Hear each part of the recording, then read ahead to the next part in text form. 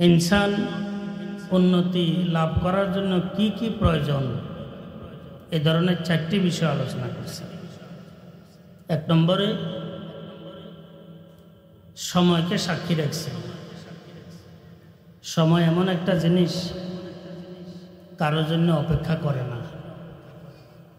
ঘুমে থাকি, জাগ্রত অবস্থায় থাকি, শিক্ষিত হই, অশিক্ষিত, ধনী গরিব, মহিলা পুরুষ, সুস্থ অসুস্থ, সর্বস্তরের সৃষ্টির জন্য সময় কারো অপেক্ষা করে না। সময় স্বগতিতে চলমান, নিয়মিত চলতেছে। তো আল্লাহ পাক যদি আমাকে তৌফিক না দিতেন, সামান্য সময় সুযোগ আমাকে যদি আল্লাহ পাক দান না করতেন, তো আমি আসলে আপনাদের পর্যন্ত আসাটা, মাটির উপরে থাকাটা, সুস্থ থাকাটা, এটা আমার জন্য কঠিন ছিল। একটা তো হচ্ছে হায়াতে নাই, দুনিয়া থেকে চলে গেছে, এটা তো অহরহ। গত বছর বহু মানুষ এ ধরনের মাহফিলে আমরা অংশগ্রহণ করছি। এরা কিন্তু এখন মাটির উপরে নাই। বহু মহিলা আশেপাশে ওয়াজ কালাম শুনছি আমরা, কিন্তু আজকে কিন্তু মাটির উপরে আমরা নাই, মাটির নিচে চলে গেছি। একসময় তো আমরা বলতাম যে আসলে বয়স্ক মারা গেছে, বয়স্ক মহিলা পুরুষ। এখন আসলে বয়সের সাথে কোনো হিসাব নাই, সর্ব অবস্থায় মানুষ মারা যাইতেছে। সর্ব অবস্থায় মানুষের অ্যাক্সিডেন্ট ঘটতেছে। আল্লাহ জিন্দা রাখলে আমরা জীবিত থাকি, তলব করলে যে কোনো অবস্থায় আমাদেরকে যেতে হয়। সময় যেহেতু উন্নত সময়, প্রযুক্তি সমৃদ্ধ সময়, মৃত্যুর হারও কিন্তু উন্নত হইয়া গেছে। এখন আর ছেলে, জওয়ান, বুড়া বুড়ি কিছু চায় না। যখন মৃত্যু আসে তখন তাকে চলে যেতে হয়। একসময় একটা ধারা ছিল আল্লাহ পাকের কুদরতের। একসময় তুফান ছিল, উত্তর দিক থেকে বাতাস বইতে থাকত, তুফান তুফান, একমুখী তুফান। এখন আর তুফান নাই, এখন ঘূর্ণি। আপনারা জানেন এখন ঘূর্ণি ঝড়, তুফান নাই, যেখান দিয়ে যায় সেখান দিয়ে চুরবার করে ফেলে। উন্নতির সাথে সাথে আল্লাহ পাকের কুদরতের নিজামের মধ্যে পরিবর্তন এসে যায়, রহমতের মধ্যে পরিবর্তন এসে যায়, আযাবের মধ্যে পরিবর্তন এসে যায়। এখন বর্তমান যে পরিবেশ, যে পরিস্থিতি, দিনের উপরে টিকে থাকাটা বহু কঠিন, ভালো হওয়া বহু কঠিন, ভালো থাকা বহু কঠিন। ভালো অর্থ হচ্ছে ঈমানের উপরে থাকা, সঠিক আকীদার উপরে থাকা, আমলের উপরে থাকা, পর্দা পুশিদার উপরে থাকা, তেলাওয়াতের সাথে সম্পৃক্ত থাকা, আল্লাহ বিল্লাহর সাথে সম্পৃক্ত থাকা, মাদ্রাসা মসজিদের সাথে নিজেদেরকে নাজাতের জন্য লাগাই রাখা। একসময় ছিল নাজাতের জন্য, এখন তো নামের জন্য হয় অধিকাংশ, পদের জন্য হয় অধিকাংশ। মাদ্রাসার সাথে সম্পৃক্ততা, মসজিদের সাথে সম্পৃক্ততা, আল্লাহ যেন আমার আখিরাতে নাজাতের একটু ব্যবস্থা করে। একসময় ছিল চোখের পানি ফেলতো মুরব্বীরা যে আমি মসজিদের সাথে সম্পৃক্ত আছি, আল্লাহ যদি কবুল করেন তাহলে আমার বহু কিছু, কবুল না করলে কিছু নেই। কিন্তু এখন তো পদবিগুলো গ্রহণ করা হয় নামের জন্য, দাপটের জন্য, মাতবাড়ির জন্য। তাহলে আসমান জমিন তফাৎ হয়ে গেছে প্রত্যেকটি প্রেক্ষাপট। তো এই সময়ের মধ্যে সাধারণত আসলে ঈমান আমলের উপরে থাকাটা বহু কঠিন, বহু কঠিন, শুধু কঠিন নয়, যারা থাকার ইচ্ছে করে তারা বুঝতে পারে যে কত যে কঠিন। সঠিক থাকার রাস্তা খুব সংকীর্ণ, সরু, আর নষ্ট হওয়ার রাস্তা খুব প্রশস্ত এবং পাকা। নষ্ট হওয়ার জন্য কোনো চিন্তা করতে হয় না, কোনো চেষ্টা করতে হয় না, কোনো সহযোগিতার দরকার নাই। কিন্তু ভালো হবার জন্য চিন্তা করিও ভালো হইতে কষ্ট হয়, চেষ্টা করেও ভালো হইতে কষ্ট হয়। সহযোগিতা ইত্যাদির মাধ্যমে ঠিক থাকাটা আমাদের জন্য বড় কষ্টকর। এই কারণে বলছিলাম রহমতের বিষয়টিও পরিবর্তন হইয়া গেছে, রহমতের বিষয় পরিবর্তন হয়ে গেছে। মাদ্রাসার অভাব নাই, মসজিদের অভাব নাই, মুসলমানদেরও আল্লাহ পাকের ফজল করমে অভাব নাই, কিন্তু সঠিক রাস্তায় থাকাটার মজবুত থাকাটা বড় কষ্টদায়ক হয়ে গেছে। গজবেরও এইভাবে পরিবর্তন আসতেছে। এক সময় ছিল এক রকমের গজব, এখন আরেক রকমের গজব, গজবের মধ্যে পরিবর্তন। তো এই কারণে বলতেছিলাম আসলে সময়কে আল্লাহ পাক সাক্ষী করছেন। এই কারণে যদি আমরা শুধু সময়ের বিষয়টিকে মাথার মধ্যে রাখি, তাহলে আল্লাহ পাকের ফজল করমে যে আমাকে একদিন মরতে হবে, আল্লাহ পাকের দরবারে দাঁড়াইতে হবে, আল্লাহ পাককে মুখ দেখাইতে হবে, এই বিষয়টি যদি আমাদের মাথার মধ্যে থাকে, আল্লাহ পাক আমাদেরকে তৌফিক দান করেন, তাহলে সঠিক থাকাটা মোটামুটি সহজ। কি একদিন আল্লাহ পাকের দরবারে কি আমাদের যেতে হবে না? শিক্ষিত হই, অশিক্ষিত হই, ধনী হই, গরিব হই, পদমর্যাদার অধিকারী হই, সাধারণ হই, ইমাম হই, মুক্তাদি হই, শিক্ষক হই, ছাত্র হই, কলেজে পড়ি, মাদ্রাসায় পড়ি, যে কোনো প্রতিষ্ঠানের সাথে সম্পৃক্ত, আমাদেরকে অবশ্যই একদিন কি দুনিয়া থেকে যেতে হবে। আল্লাহ পাকের দরবারে আমাদের মুখ দেখাইতে হবে। এগুলা বিশ্বাস করতে হয়। শুধু বিশ্বাস করলে হয় না, এমনভাবে বিশ্বাস করতে হয় যে এই বিশ্বাস যেন আমাকে পরিচালনা করে।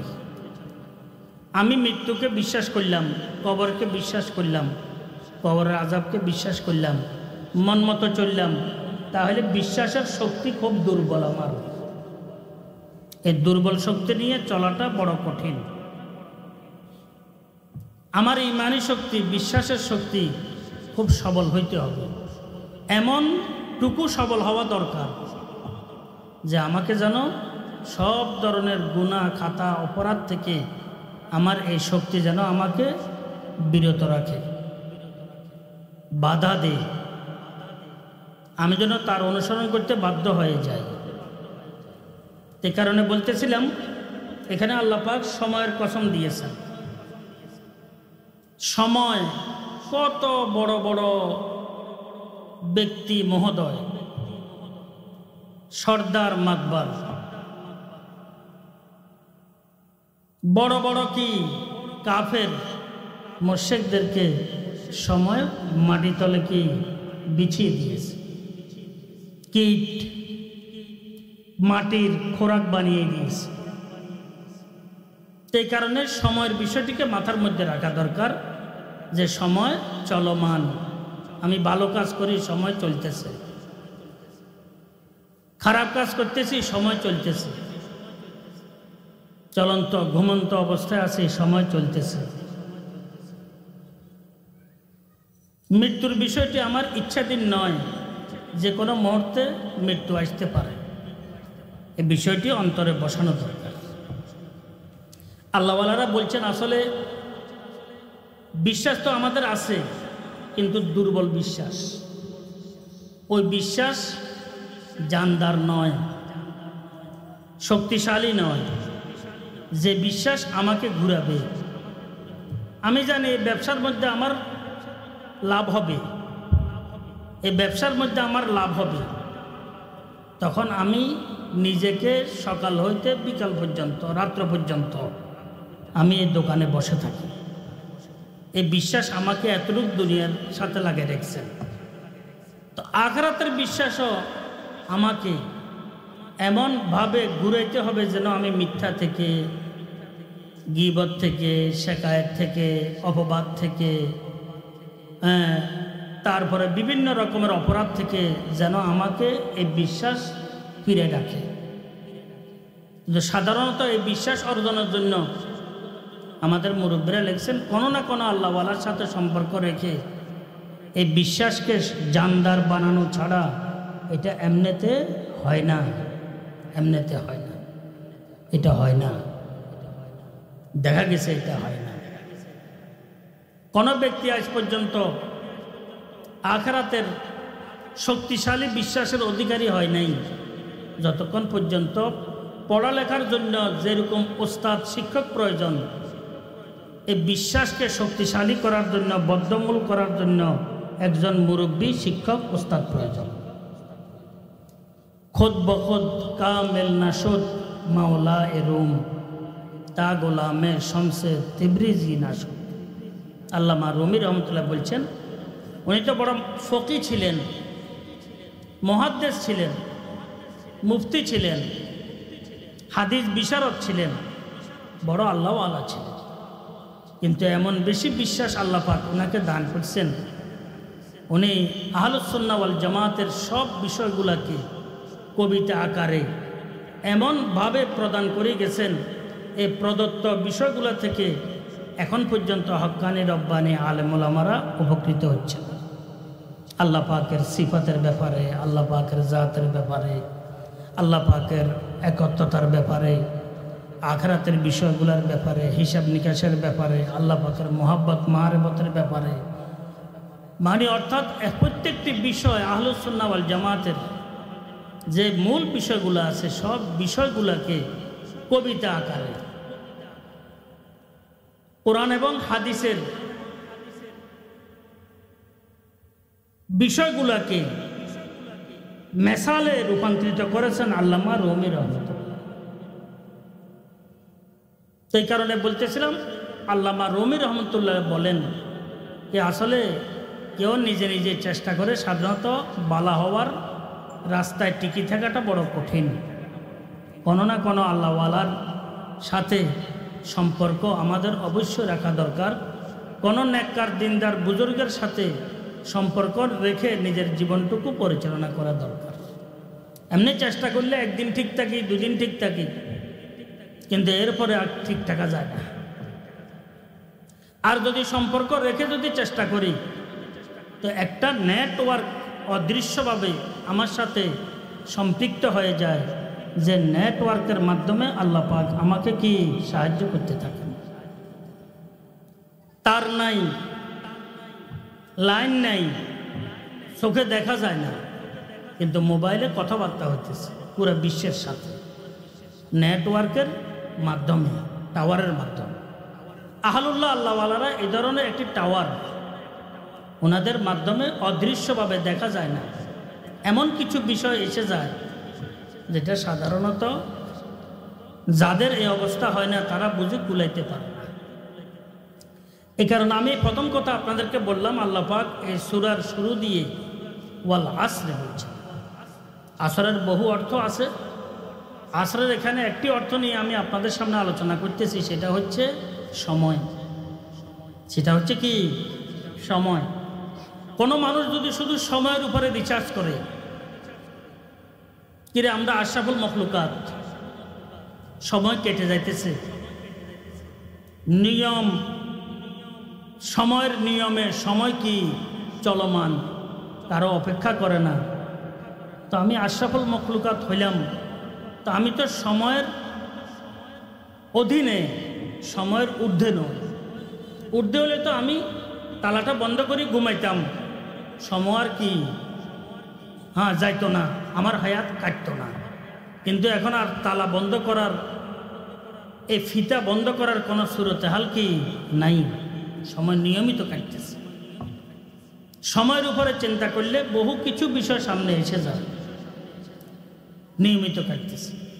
আমি বলতেছিলাম কত মানুষ রাহা গুজারে নেগাহ না কর দিদাদরি রাহে গুজার দরতাহে খাকে কোকতা সৌ দস্তে বদস্তে সৌ বসৌ। আল্লাহওয়ালারা বলছেন, আল্লাহওয়ালারা নিজেদের অবস্থা বলছেন। তো আমরা উপরে যত আছি এর চাইতে বহুগুণ বেশি মাটির তলে আছি, আর আমাদের নিকটে আছে, কাছে আছে, কিন্তু আমাদের সাথে ওদের কোনো কথাবার্তা হচ্ছে না।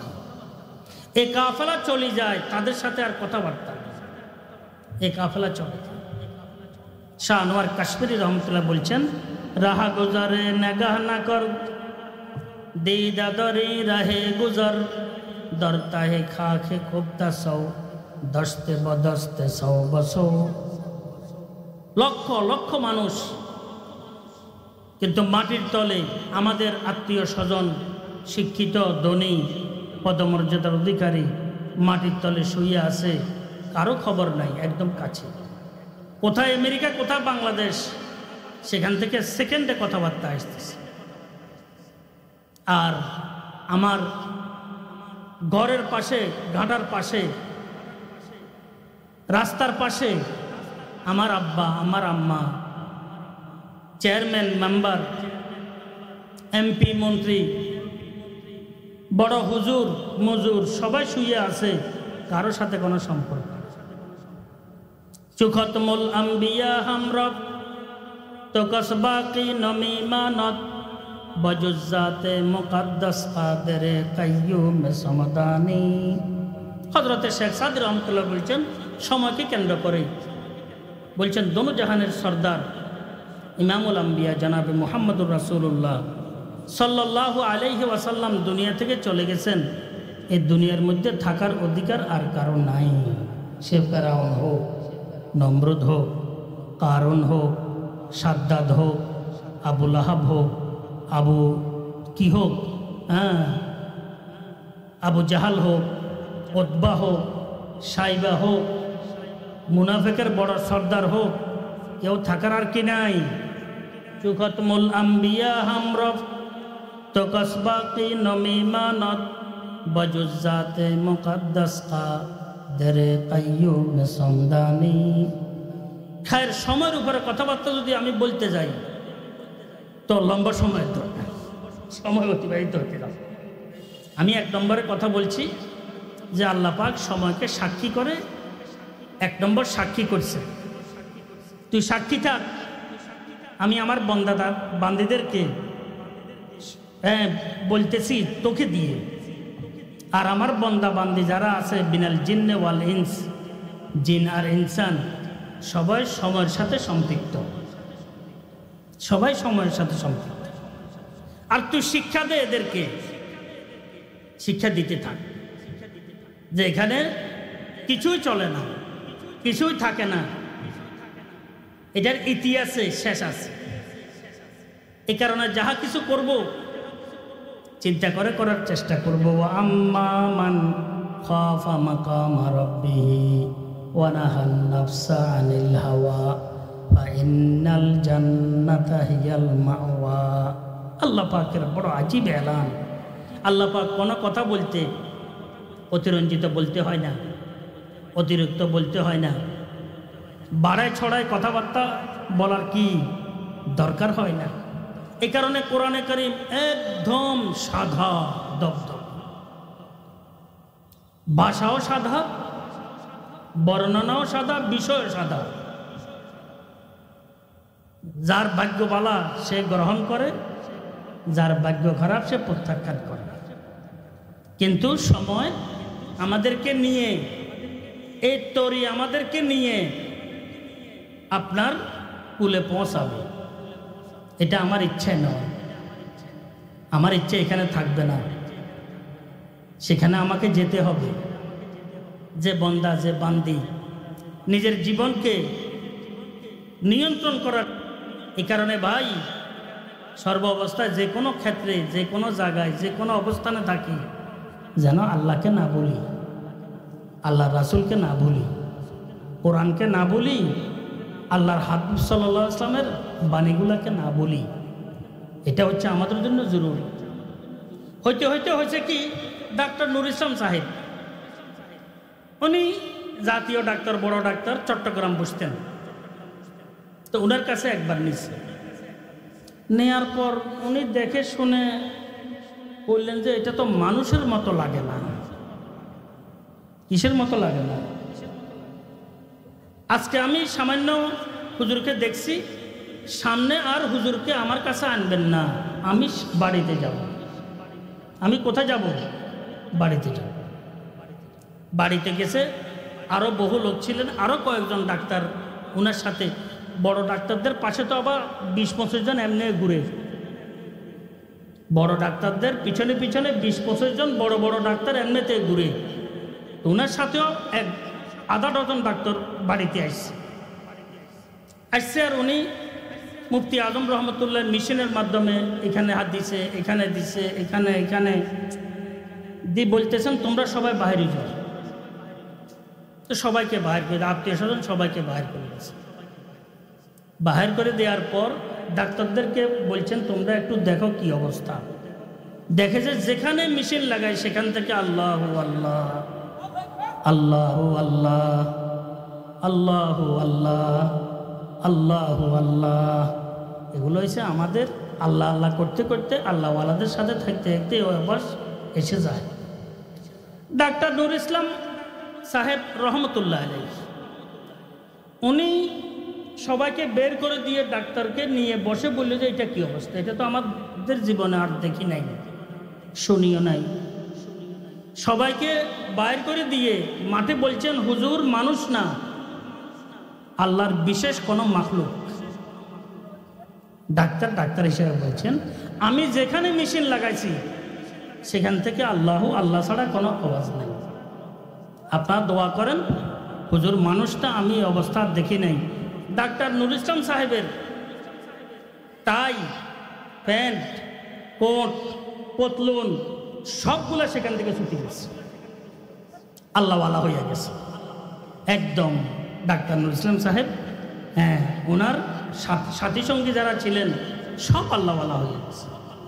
আমি আপনাদের খেদমতে অনুরোধ করতেছিলাম যে যেখান দিয়ে মেশিন বসাইতেছেন সেখান থেকে আল্লাহর আওয়াজ আসতেছে। কেন? সময়ের কদর করছেন, সময়ের কি করছেন? হ্যাঁ, মূল্যায়ন করছেন। কোনো একটি মুহূর্ত বাদ দেন নাই যে গুনার সাথে সময় ক্ষয় হবে, এমন নয়। আল্লাহ বিল্লাহর সাথে, জিকির আজকারের সাথে, কিতাবের মোতালার সাথে যেন সময়গুলা কেটে যায়। আমি তো মনে করি আসলে একমাত্র আছে দুনিয়ার মধ্যে বহু লোক আছে, বহু ধর্মের বর্ণের লোক আছে, সময়ের কি মূল্যায়ন করছেন। তার মধ্যে সাধারণত সবচাইতে বেশি মূল্যায়ন করছেন আল্লাহওয়ালারা। সময়ের মূল্যায়ন করতে করতে রক্ত মাংস লোমকূপ থেকে আল্লাহর আওয়াজ কি আসতে থাকে। আমি আরেকটি ঘটনা আপনাদেরকে বলি। আমাদের আরেক ওস্তাদ, হাটহাজারী মাদ্রাসা আমরা পড়তেছিলাম, ইনিও আমার ওস্তাদ, আমাদের মুরব্বী মুফতি আজম মুফতি ফয়জুল্লাহ সাহেব রহমতুল্লাহ আলাইহি।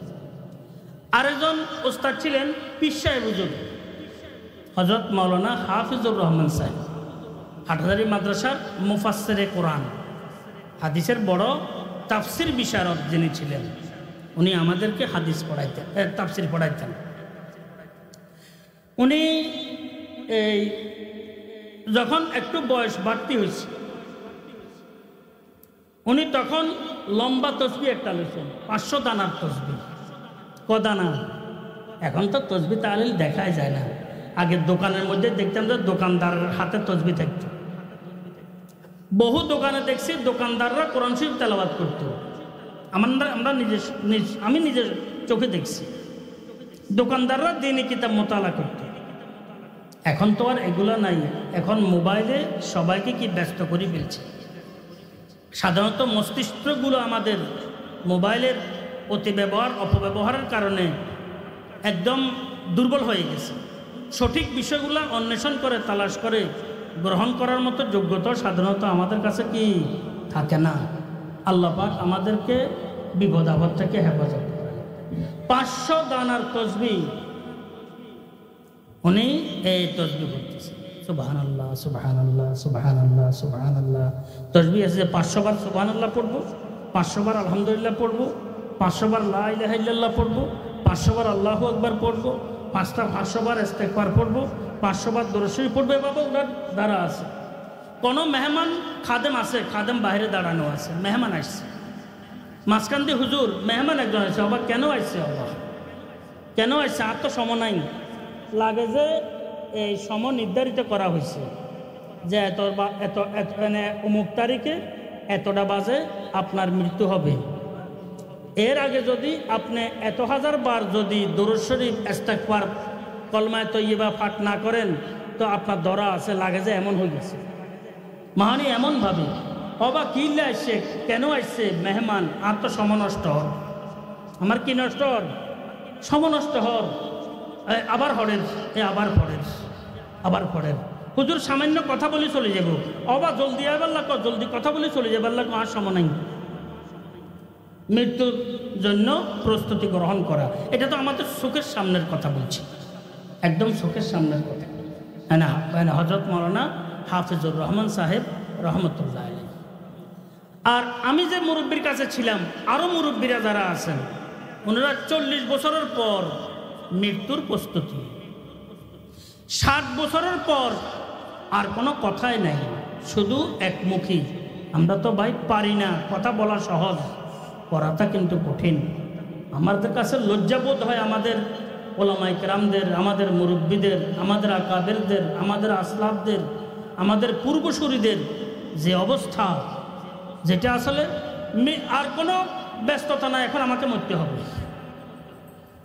আমি যখন পাকিস্তান গেছি করাচি পড়ার জন্য, তখন হযরত রহমতুল্লাহ আলাইহি মুফতি রশিদ আহমদ লুধিয়ানবী, ওনার বয়স 64-65 চলতেছে।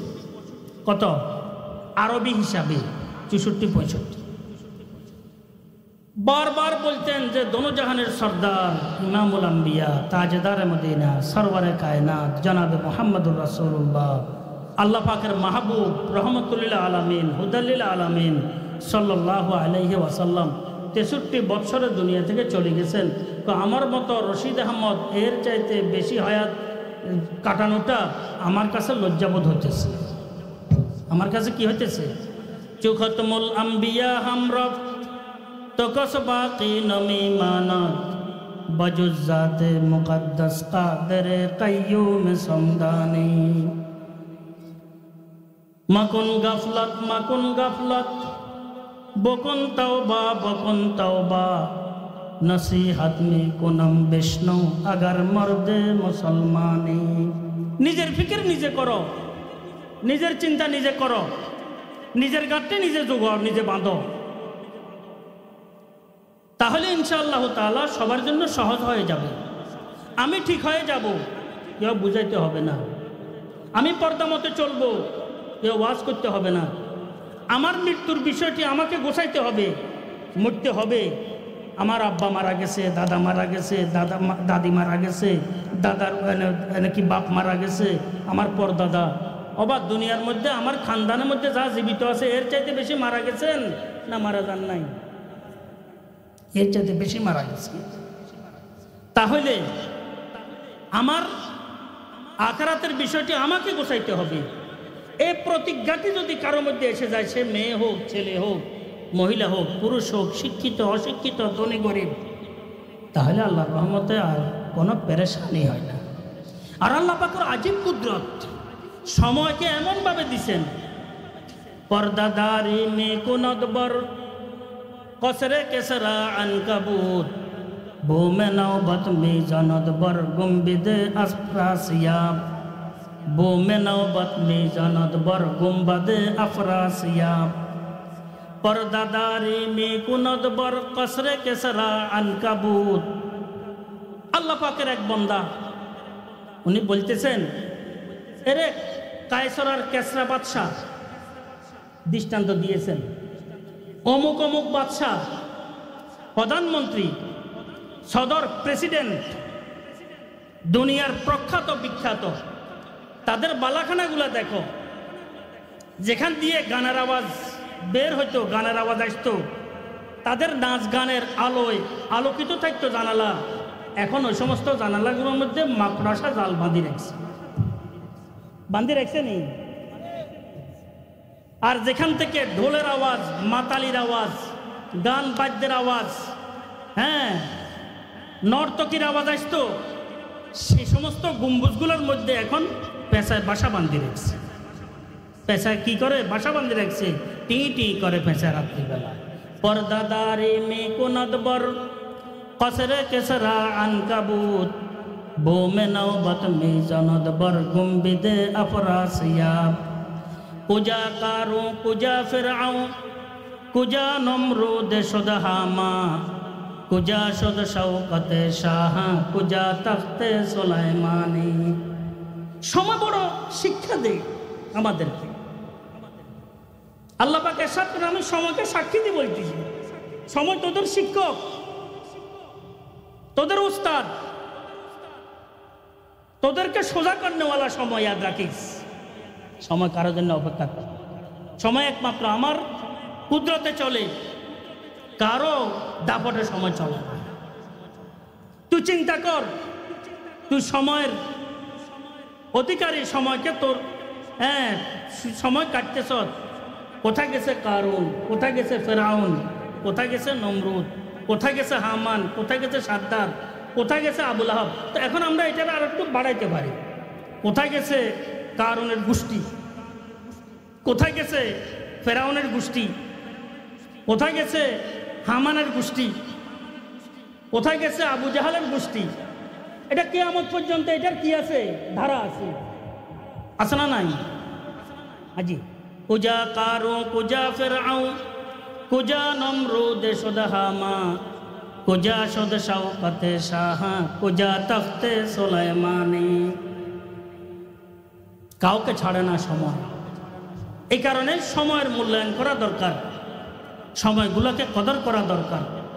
যেভাবে সেভাবে যেন সময় না কাটাই, এবং সময়গুলো যেন যেভাবে সেভাবে ব্যবহার না করি। নিজের ভবিষ্যৎ, উজ্জ্বল ভবিষ্যৎ অর্জনের জন্য, আখিরাতের বিষয়টি অর্জনের জন্য যেন আমি সময়গুলোকে কি কাজে লাগাই। এই কারণে আল্লাহ পাক এই সূরা ওয়াল আসরের মধ্যে সময়কে সাক্ষী করছে। আমি বলছিলাম ঘড়ি রাখা দরকার, যে ঘড়ি যে সেকেন্ডের কাঁটা ঘুরতেছে, সেকেন্ডের নিচে এক সময় আমরা সাধারণত বুঝি না, সেকেন্ডটা বুঝি। তো আমাদের মুরব্বীরা ঘড়ি রাখতেন, বলতেন যে আমার ঘড়ি আমাকে শিক্ষা দে, ঘড়ি আমাকে কি দে? শিক্ষা দে। গাফেল তুঝে গড়িয়ালে ये देता है मुनादी। ঘড়ি প্রত্যেকটি সেকেন্ডে টক টক টক টক করে তোকে কি বুঝাচ্ছে? গেরদোন ঘড়ি অমরে কি একে আওরে ঘটা দি। তোর অমরের ফিতা থেকে আরেকটি কি মুহূর্ত চলে যাইতেছে, দামি মুহূর্ত। বহু লম্বা কথাবার্তা বললাম। আল্লাহ পাক শুধু একটি বিষয়ের উপরে কথা বললাম, ওয়াল আসর। আল্লাহ পাক সময়কে সাক্ষী করে বলতেছেন। বাকি কথাগুলা আজকে আর পারতেছি না। তো আমি বলতেছিলাম আমার জন্য দোয়া করবেন, আমিও দোয়া করতেছি। সকাল বিকালের আগমন নির্গমন, উদয় অস্ত সূর্যের চাঁদের, দিন রাত এর আগমন নির্গমন, এগুলা আমাদের জন্য বড় শিক্ষক, বড় ওস্তাদ। যদি আমরা এগুলার থেকে শিক্ষা অর্জন করি, তাহলে আল্লাহর রহমতে আর কোনো পেরেশানি, কোনো ধরনের পেরেশানি থাকবে না। শুধু মাদ্রাসাগুলোর সাথে, মসজিদগুলোর সাথে, আলেম ওলামাদের সাথে, আল্লাহওয়ালাদের সাথে একটু মহব্বত স্থাপনকারী হইলে আল্লাহর রহমতে, এই সহযোগিতার মাধ্যমে আমরা আল্লাহর রহমতে আখিরাতের উজ্জ্বল ভবিষ্যৎ অর্জনে সক্ষম হতে পারবো। আল্লাহ পাক সবাইকে তৌফিক দান করেন। ওয়ালা হাওলা ওয়ালা কুওয়াতা ইল্লা বিল্লাহ। সুবহানাল্লাহি ওয়া বিহামদিহি, সুবহানাকাল্লাহুম্মা ওয়া বিহামদিক, আশহাদু আল্লা